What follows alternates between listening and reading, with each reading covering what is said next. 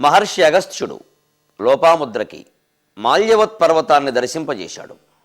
అక్కడ మహర్షుల ఆశ్రమాల నుండి వెలువడుతున్న హోమధూమాన్ని ఆఘ్రాణింపజేశాడు. ఆ హోమధూమానుకుండే విశిష్టతని తెలియజేశాడు. లోపాముద్రకి తెలియదని కాదు, లోపాముద్ర అర్చిత, అంత గొప్పదండి లోపాముద్ర. లలితా సహస్రనామాల్లో ఆవిడ పేరు ఉంది. ఒకానొక సందర్భంలో ఆవిడ ప్రత్యేకంగా అమ్మవారి అర్చన చేసి ఆవిడ కృపకి పాత్రులైంది. ఆవిడ జీవితంలో కష్టాల నుండి ఆవిడ తరించింది, లోకానికి కూడా మేలు చేయగలిగింది. అది వేరే సందర్భం వస్తే ఇప్పుడు నేను చెప్పుకున్నాను.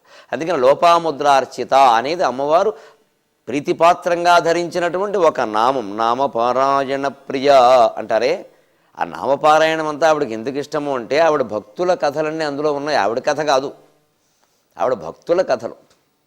పులోమజ అర్చిత, పులోమజ అంటే శచీదేవి, ఇంద్రుని భార్య. ఆవిడ కష్టం వచ్చింది నహుషుడు వల్ల, భయంకరమైన కష్టం. వాడు ఎత్తుకుపోతానని చెప్పాడు, బలవంతం చేస్తానని చెప్పాడు. ఏం చేయాలో తెలియక అమ్మవారిని ప్రార్థించింది, ఆవిడ కాపాడింది.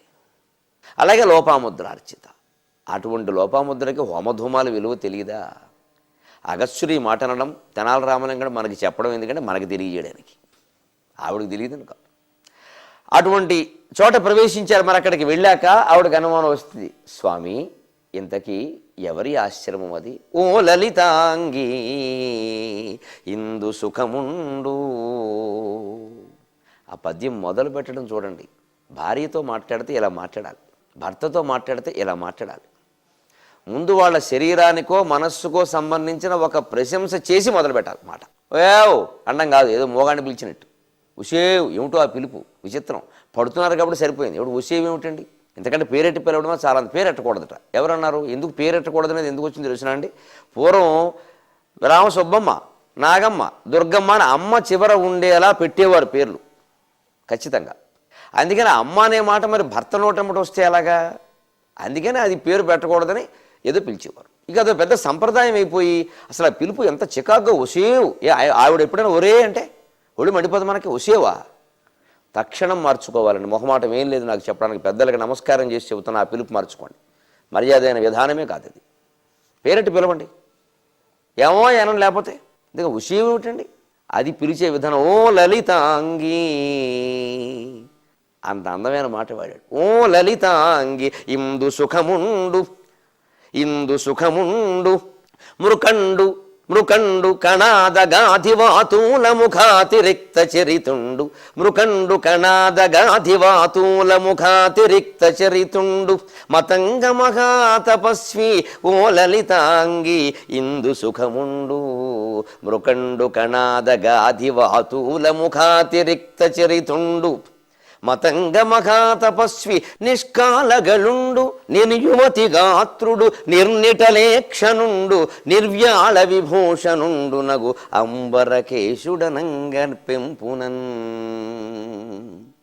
ఇది తెనాలి రామలింగని రచనా శైలి.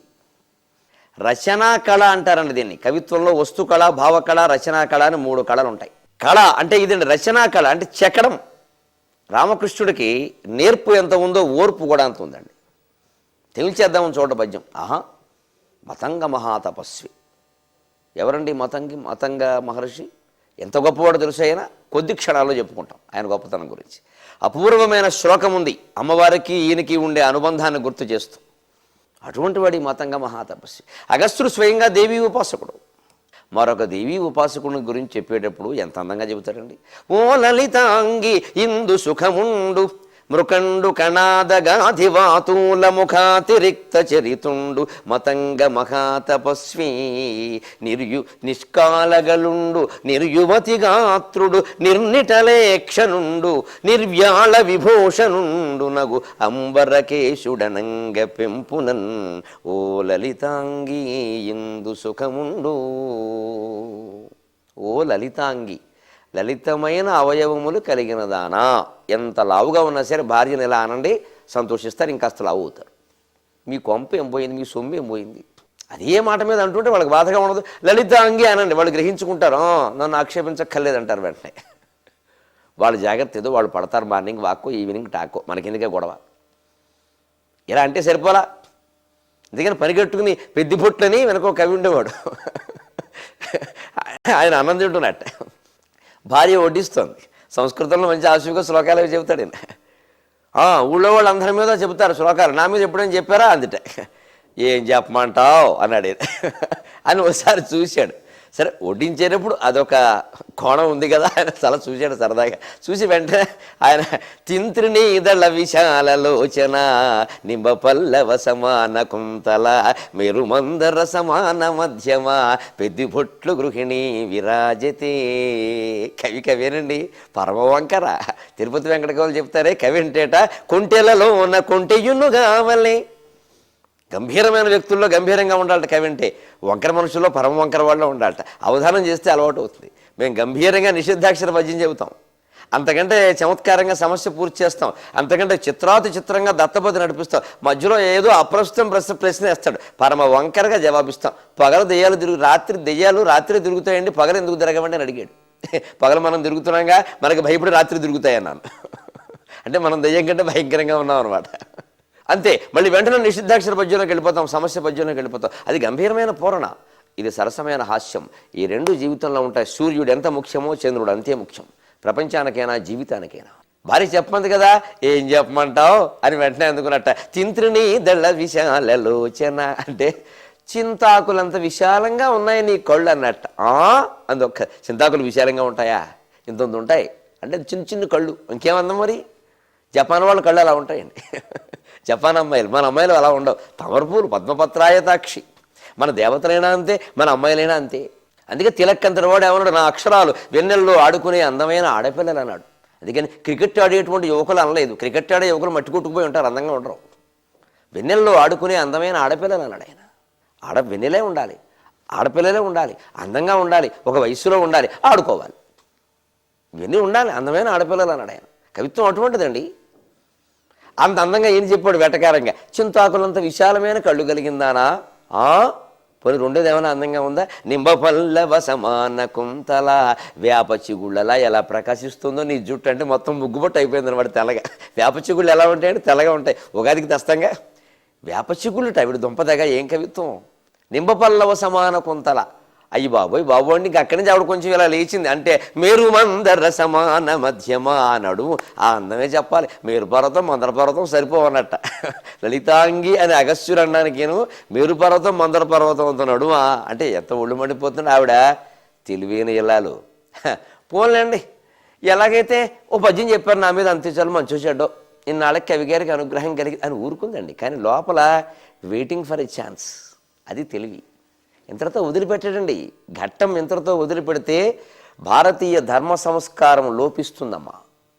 మొగాడు ఆడదాన్ని ఒక మాట అంటే ఆడదానికి మళ్ళీ అనే అవకాశం ఇవ్వాలి. మీరు కవిత్వపరమైన ఘట్టాలు ఎక్కడైనా చూడండి, సమానత్వమే ఉంటుంది. వీళ్ళు తిట్టేసి ఊరుకోవడం కాదండి. అన్నడా ఆగండి, కంగారు పడకండి. సాయంత్రం అయింది, ఈ పెద్ద మనిషి సభకు బయలుదేరాడు.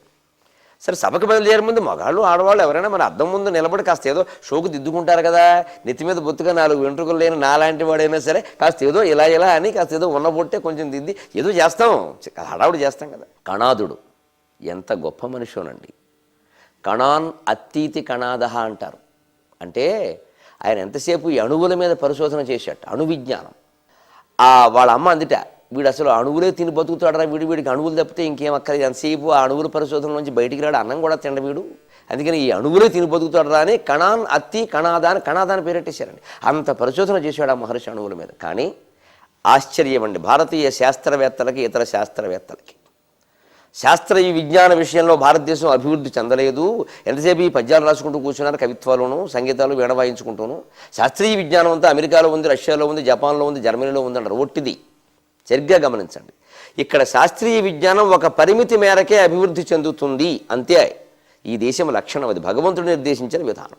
అపరిమితంగా ఇక్కడ వృద్ధి చెందదు. కారణం ఏంటంటే ఇక్కడ వాళ్ళ మనస్తత్వం చాలా గొప్పది, చాలా విచిత్రమైనది కూడా. ఏదైనా ఆయుధం, ఒక బాంబు ప్రజలకు హాని చేస్తుంది అంటే మనం తయారు చెయ్యమండి. భారతీయ తత్వంలో ఉండదు. దీనివల్ల నాకు పేరు రావడం కంటే దేశం నాశనం అయిపోతుందమ్మో, ఇది తయారు కాకపోవడమే మంచిది, ఇది తయారు కాకపోవడమే మంచిది. కొన్ని పరిశోధనలు మన పేరు కోసం, మన డబ్బు కోసం బయట పెట్టకూడదండి. శాస్త్రవేత్త అంటే శోచిష్కేషుడనంగా అని సాగర ఘోషలో రాశాను చోట. శుష్క జ్ఞానము స్వార్థపూరిత మనస్సును కలిగి వైజ్ఞానిక ఆవిష్కారములు చేయనిట్లయవు. శుష్కమైన జ్ఞానం, స్వార్థమైన మనస్సుతో వైజ్ఞానిక ఆవిష్కరణ చేస్తే ఆ బాంబులు పరాయి దేశాల వాళ్ళు ఉపయోగించుకుంటారు, శక్తిమంతులు. వాళ్ళు ప్రపంచాన్ని నాశనం చేస్తారు. ఈ విజ్ఞానమందు ఆర్యమస్తిష్కుండైన కణాదమౌని అణువిచ్ఛేదంబు సేయండు శుష్క జ్ఞానము స్వార్థపూరిత మనస్సును గల్గి వైజ్ఞానికావిష్కారంబులు సేయనిట్లయగు ఈ విజ్ఞానమందు ఆర్యమస్తిష్కుండైన కణాదమౌని అణువిచ్ఛేదంబు సేయండు శోచిష్కేశుండగు శాస్త్రవేత్త శోచిష్కేశుండగు శాస్త్రవేత్త. శాస్త్రవేత్త ఎప్పుడు అగ్ని శోచిష్కేశుడు అంటే శోచిష్కేశ ఉషర్బుధ అంటారు అమరకోశంలో అగ్ని. శోచిష్కేశుడైనటువంటి శాస్త్రవేత్త ఆయన యొక్క చిత్తము తపశ్చిత్తము కావాలి అని రాశాను సాగర ఘోషలో పద్యం. నీ స్వార్థం కోసం నీ డబ్బు కోసం బయట పెడితే ఎవడో దాన్ని దుర్వినియోగం చేస్తాడు. ఆ దుర్వినియోగం చేసే వస్తువులను బయట పెట్టకండి దయచేసి. విచక్షణ జ్ఞానం చాలా తక్కువ ప్రపంచంలో ఇవాళ జరుగుతున్నది అది. బాంబులు దాచుకుంటున్నారు అగ్రదేశాల వాళ్ళు, మనం తయారు చేస్తే వంకరెడుతున్నారు. వాడు వేయచ్చు, మనం వేయకూడదు. మరి ఏమైందండి? ఇవి మనం ఆలోచించాలి. కణాదుడు అలా పరిశోధన చేసి చేసి అణువిచ్ఛేదం మాత్రం ఆయన చేయాలి. అంతేకాదు అక్కడ ఒక వాక్యం రాశాడు స్పష్టంగా, అణువిచ్ఛేదానికి ఎవరైనా పాల్పడితే ప్రపంచం విచ్ఛేదం అవుతుంది, జాగ్రత్త, తస్మాత్ జాగ్రత్త, స్వస్తి ప్రజాభ్య పరిపాలయంతాం అని ముగించాడు. అటువంటి వాడు కణాదుడు. ఈ ఇక్కడున్న మతంగ మహర్షి కణాదుడి కంటే కూడా గొప్పవాట. అతని చరిత్ర మనం చదువుకోబోతున్నాం. ఎంత గొప్పవాళ్ళమండి, మన అదృష్టం. గాధి విశ్వామిత్రుడు తండ్రి, విశ్వామిత్రుడే గొప్ప తపస్వి, ఇంకా ఆయన తండ్రి. ఎవరైనా గురించి చెప్పాలంటే ఆయనేంటి వాళ్ళ నాన్న అంటాడు, వాడు బాబువీడు అంటాడు, వాడు బాబువీడు అంటాడు. అంటే ఆయనకంటే గొప్పవాడు గాధి. వాధూనుడు ఆయన గొప్ప మహర్షి, తలకిందులుగా తపస్సు చేసిన వాళ్ళు ఆయన ఉన్నాడు అంటారు. అటువంటి మహానుభావులను అతిరిక్త చరితుండు నలుగురు పేర్లు చెప్పి ఆ నలుగురి కంటే కూడా ఈయన గొప్పవాడయా అంటే మతంగ మహర్షి ఎవరో వేరే ఏం చెప్పక్కర్లేదు. ఆయన ఎలాగా వాళ్ళందరికంటే గొప్పవాడు ఈయన. అంటే ఒక మహాకవి కాళిదాసుని గురించి చెప్పాలంటే ఇతర కవులు అందరికంటే నలుగురు పేర్లు చెప్పి ఆయనకంటే ఈ రకంగా ఈయనకంటే ఆ రకంగా కాళిదాసు గొప్పవాడు అంటే ఇంక చాలు, ఇంక చెప్పక్కర్లేదు నువ్వు. అందుకని మృకండు కణాద గాధి వాధూల ముఖాతిరిక్త చరితుండు మతంగ మహాతపస్వి నిష్కాలగలుండు. ఇక్కడ విచిత్రమైన శైలిలో వ్యాఖ్యానం చేస్తున్నాడు. నిష్కాలగలుండు, కంఠంలో విషం లేనివాడు. కాలగలుడు ఎవరండి? శివుడు. ఆ ప్రసక్తి ఎందుకు ఇక్కడ? ఇదే విచిత్రమైన శైలి, తెనాలి రామకృష్ణుని శైలే అది. ఇతరులు చెప్పని విధంగా, ఇతరులు చెయ్యని విధంగా సమాస ఘటన చేస్తాడు. అదే పదగుంభనం.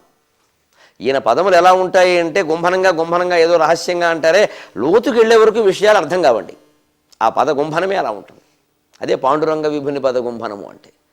సాక్షాత్తు శివుడు అనడు, చూడండి వ్యతిరేకంగా చెబుతున్నాడు. నిష్కాలగలుండు, కంఠంలో నలుపు లేనివాడయ్యా.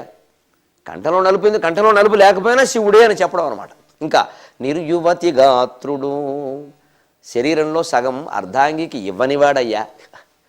శివుడు శరీరంలో సగం పార్వతి, కానీ ఈయన శరీరం పూర్తిగా ఈయనే. ఈయన శరీరంలో సగం అర్ధాంగి లేదు, ఈయన అటువంటి వాడు. ఈయన కంఠంలో నలుపు లేదు. నిర్నిటలక్షణుండు, ఈయన నుదుటి మీద కన్ను లేదు. నిర్వ్యాళ విభూషణుండు, వ్యాళం అంటే పాము, ఈయనకి ఆభరణములు పాములు కావు. ఈ మాటలన్నీ ఎందుకు చెబుతున్నావయ్యా? ఆగు అంబరకేశుడనంగ పెంపునన్, ఈయన శివుడే. అంబరకేశుడు, ఆకాశమంతా వ్యాపించిన కేశములు కలిగినవాడు. అది మాత్రం ఆయనకి ఈయనకి ఒకటే. ఎందుకంటే మహర్షులందరికీ జుట్టు ఇలా ముడి వేసేసి ఉంటుందండి, ఇలా గోపురంలాగా, తిరుపతి గోపురంలాగా. ఎందుకండి? ఒకటి తపస్సులో ఉన్నవాడు నిత్యము ఈ క్షౌరశాలకు వెళ్ళి, బ్యూటీ పార్లర్కి వెళ్ళి, మెన్స్ బ్యూటీ పార్లర్లు వచ్చాయి ఈ మధ్యన. ఈ జుట్టు కత్తిరించుకుంది 150 రూపాయలు. మన యువకులు గొప్పవాళ్ళు తరచు చేయించుకోవట్లే, మంచిదే. అలా ఉంటే నెలకు 150 కలిసి వస్తుంది. 6 నెలలకు ఒకసారి చేయించుకోవడం మంచిది. ఈ యువకు ఇదివరకు అమ్మాయిలకే ఉండేది అందం పట్ల స్పృహ, ఇప్పుడు అబ్బాయిలకి బయలుదేరింది. అసలు మొగాడనేవాడు ఏమీ ఆభరణాలు లేకపోయినా సొమ్ముదాల్సక పురుషుడు సొగసుగుల్కు. చింతామణి నాటకంలో కాళ్ళకూరు నారాయణరావు గారు అంటారు, యువకులు అందరూ అర్థం చేసుకోండి, మా అబ్బాయిలు సహా.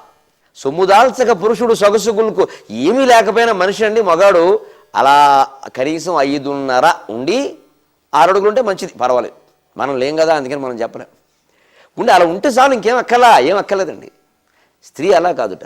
కనుల కాటుక నుదుట కుంకుమ సకల అలంకరణ లేక, కనుల కాటుక సకల అలంకరణ లేక, నుదుట కుంకుమ, మొదట మొహం శుభ్రంగా కడుక్కోవాలి, బొట్టు పెట్టుకోవాలి, కళ్ళకి కాటుకు పెట్టుకోవాలి, ఇంకా అనేక అలంకారాలు చేసుకుంటే కానీ స్త్రీకి అందం లేదుట. కానీ సొమ్ముదాల్సకే పురుషుడు సొగసుగుల్కు, ఈ మాట ఎవరన్నారు తెలుసునంటే చింతామణి అంది ఈ మాట. అమ్మాయి ఇచ్చిన సర్టిఫికెట్ కాబట్టి మనం అంగీకరించవచ్చు. అందుకని అంబరకేశుడనంగ పెంపునన్, శివుడు అంబరకేశుడు, మహర్షులంతా అంబరకేశుడు. ఎందుకంటే ఒకటి, తపస్సు కారణంగా ఈ జుట్టు మీద వారు శ్రద్ధ చేయరు, చేస్తూ కూర్చుంటే తపస్సు సాగదు. రెండవది, అసలు క్షురకర్మకి ముహూర్తం దొరకదండి. ఉపనయనం ఒకటి, శోభనం ఒకటి, క్షురకర్మ ఒకటి, ఈ మూడింటికి ముహూర్తాలు ఏడాదిలో 2, 3 ఉంటాయండి, వేద పండితులు చెప్తారు. అందుకే శోభనం, మనం విషయ శోభనాలని పెట్టిన ముహూర్తాలు అవన్నీ ఉన్న ముహూర్తాలు కావు. అందుకే అన్ని కుక్క ముద్దు పిందిలే పుడతాయి, సరైన వాళ్ళు పుట్టరు. అలాగే ఉపనయనం, పెళ్లికి ముహూర్తం దొరుకుతుంది, ఉపనయనానికి ముహూర్తం బ్రహ్మోపదేశం అది చాలా గొప్ప ముహూర్తం కావాలి, దొరకదు. మరి అందులో ఉత్తరాయణమై ఉండాలి ప్రత్యేకంగా, అందులో మళ్ళీ మూడాలు అవి ఉండకూడదు. ఏం చేస్తాం, ఊరుకున్నాం అంతే. అందుకని అలాగే క్షురకర్మ కూడా ఏడాదికి 2 సార్లు ముహూర్తం దొరుకుతుంది. ఆ రోజు ముహూర్తం దొరికింది, మంగళవాడు దొరకడు, ఏం చేస్తాం అంతే. అందుకని మహర్షులు అలా జుట్టు పెంచేసేవారు, అలా ఉండేది అంతే. అందుకని వాళ్ళకి ఇష్టం లేక కాదు, ఒకటి తపస్సు, 2 ముహూర్తం కూడా, ఎప్పుడు పడితే ఇప్పుడు గీసేసుకునే రకాలు కాదు వాళ్ళు. అందుకని అంబరకేశుడు, అలా అంబరకేశుడు అని శివుడే. ఇలా చెప్పడం ఉద్దేశం ఏమిటండి, దీన్ని వ్యతిరేక అలంకారం అంటారండి. ఇది ఒక విచిత్రమైన అలంకారం, కానీ ప్రతిరోజు మనం వాడుతున్నాం. ఏ రకంగా వ్యతిరేక అలంకారాన్ని మన భాషలో వాడుతున్నాం, ఇంకా ఈ పద్యంలో ఉండే శివపరమైన విశేషణాలు ఇలా వాడడంలో ఉద్దేశం ఏమిటి, అసలు మతంగ మహర్షి యొక్క ఖ్యాతి ఏమిటి. వనితా సూచిత మాల్యవంతము ప్రభావంతంబు నానామణి జనకోదంచిత సానుకాంతము మరుత్సంపూర్ణ చంద్రాననా జనకేళీపద చంద్రకాంతము నభస్సంబాధకృత్ కూటవర్ధన దుర్దాంతము సర్వపర్వత కథా ప్రాగ్వర్ణితోదంతమున్. అలా మాల్యవంతాన్ని అగస్త్యుడు వర్ణించినట్టుగా తెనాలి రామకృష్ణ కవి మనకి చెప్పి, పర్వతాన్ని చూసేసరికి కవులకు ఒళ్ళు తెలియదండి, పర్వతం అంత పద్యాలు చెబుతారండి. ఇక్కడ కఠినంగానే ఉంటుంది భాష, పర్వతం కఠినంగానే ఉంటుందయ్యా. పర్వతం ఏమిటి మృదువుగా ఉంటుందా? మనిషి ఎవడన్నా కఠినంగా ఉంటే బండరాయి, పర్వతం కొండ అంటారు, కాస్త లావుగా ఉంటే చాలు. మరి పర్వతం పద్యం అలాగే ఉండాలి. వీళ్ళందరికీ పూర్వకవులు ఆదర్శమే. శ్రీనాథుడు వింధ్య పర్వతాన్ని వర్ణిస్తాడు కాశీఖండంలో, కాంచన గర్భ సంభవుడు, కాంచన గర్భ సంభవుడు ఉదగ్రగ్రావకోటి స్ఖల చంచన్ నిర్జర వేణికాసలిల సంజాతాభ్య సౌగంధ్యమున్ పంచాస్యస్ఫుట కంఠనాదహత శుంభత్కుంభి దర్పాంధ్యమున్ న్యంచద్ధాటక భూమి భృచ్ఛికరి గర్వాబంధ్యమున్ వింధ్యమున్. ఇది వింధ్య పర్వతం వినను. ఇక మనకందరికీ బాగా తెలిసిన పద్యం, 10వ తరగతి విద్యార్థులు కూడా కంఠస్థం వచ్చిన పద్యం. అలసాని పెద్దల హిమాలయాన్ని వర్ణిస్తాడు. అటజనిగాంచె భూమిసురుడు అంబర చుంబి శిరస్సరజ్జరీ పటల ముహుర్ముహుర్లుటదభంగ తరంగ మృదంగ నిస్వన స్ఫుట నటనానుకూల పరిఫుల్ల కలాప కలాపి జాలమున్ కటక చరత్కరేణు కరకంపిత సాలము శీతశైలమున్. ఇవి పర్వత వర్ణనలు. మాల్యవంతం వర్ణన, వింధ్య వర్ణన, హిమాలయం వర్ణన, ఏ పర్వతం వర్ణనైనా ప్రాచీన పద్యకవి ఎలాగ చేస్తాడు. అర్థం కావడం కోసం తాపత్రయం కాదు. ఒక్కోసారి ఎలా రాసినా పాఠకులకు అర్థం కాదండి. ఎందుకంటే పాఠకుల స్థాయి ఇంకా దిగజారిపోతుంటే మనం ఏమిటి చేస్తాం. ఇవాళ విద్యా విధానం, ఇవాళ చదువులు, తెలుగులో ఒక ముక్క చెబితే అర్థమయ్యే స్థితి లేదు, పద్యాల దాకా ఎందుకు. మరి ఈ స్థితిలో తెలుగు కవిత్వం ఏమైపోవాలి. ఇంకా అర్థం ఇంకా తేలికైన పరిస్థితుల్లోకి వెళ్ళిపోతే ఇక కవిత్వం ఉండదు, ఒట్టి వచనం మిగులుతుంది. నేర్పవలసిన తెలుగు పిల్లలకి నేర్పాలి తప్ప తేలిక అనే పేరు మీద భాషని నీళ్లకున్ బల్సనయని, ఆ నీళ్ల కంటే కూడా పలసనగా చేసేయకూడదు. పర్వతాన్ని వర్ణించే భాష ఎలా ఉండవలసిందే. పద్యం నీకు అర్థం కావాలంటే పర్వతం అంత భాష నేర్చుకో. ఇది మనం జాగ్రత్తగా అలవాటు చేయవలసిన అంశం. పిల్లలకి తేలిక అని అలవాటు చేయకూడదండి. అది కఠినంగానే ఉంటుందమ్మా, అది పర్వతం పద్యం కదా, నువ్వు నేర్చుకోవాలి, అర్థాలు తెలుసుకో. ముందు మీరు కఠినం తేలిక అంటున్నారు కదా, మీరు 10వ తరగతి విద్యార్థులను గమనించండి. వాళ్ళకి మొత్తం పుస్తకంలో బాగా నోటుకొచ్చిన పద్యం ఇప్పుడు నేను చదివిన పద్యమే. అటజనికంచె భూమిసురుడు అంబర చుంబి. ప్రతి వాళ్ళు అప్పగిస్తారు. ఎంత బలహీనుడైన విద్యార్థి, డల్ స్టూడెంట్ అని మీరు అన్నవాడు కూడా అప్పగిస్తారండి ఈ పద్యాన్ని. అందులోనే చాలా తేలిగ్గా ఉన్న వచన కవితలు ఉన్నాయి, అవి ఎవరు అప్పగించరండి. ఎందుకంటే ఎవరికి ఏం మనస్సుకి ఎక్కలేదు, ఎక్కని దానికి ఎవడు అప్పగిస్తాడు.